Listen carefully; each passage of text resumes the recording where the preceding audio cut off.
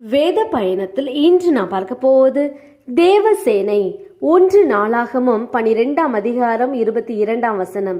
அக்காலத்திலே நாளுக்கு நாள் தாவீதுக்கு உதவி செய்யும் மனுஷர் அவனிடத்தில் வந்து சேர்ந்தபடியால் அவர்கள் தேவசேனையைப் போல மகா சேனையானார்கள். கிறிஸ்துவுக்குள் பிரியமான அன்பு சகோதர சகோதரிகளுக்கு என் அன்பின் வாழ்த்துக்கள். கர்த்தருடைய பெரிதான கிருபையினால் இந்த அடிமைக்கு தேவன் தரிசனமாய் கொடுத்த தேவசேனை ஊழியம் இன்று 6ஆம் ஆண்டில் அடியெடுத்து வைக்கிறது. கடந்த 5 ஆண்டுகள் நம் ஒவ்வொருவரோடும் கூட கர்த்தர் கூட இருந்து வழிநடத்தி வந்தார், இனியும் நடத்துவார் என்று விசுவாசிக்கிறேன். தேசத்தின் ரட்சிப்பிற்காக திறப்பிலே நின்று ஜெபிக்க தங்களை அர்ப்பணித்தவர்கள்தான் இந்த தேவசேனை குடும்பத்தில் உள்ளவர்கள்.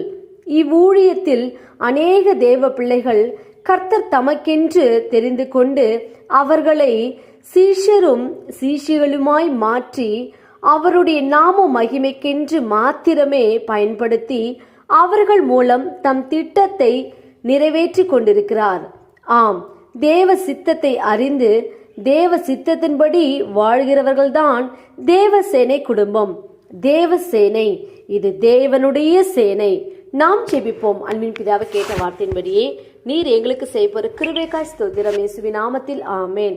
கர்த்தர் தாமே இந்த வார்த்தைகளை கொண்டு உங்களை ஆசீர்வதிப்பாராக. ஆமேன்.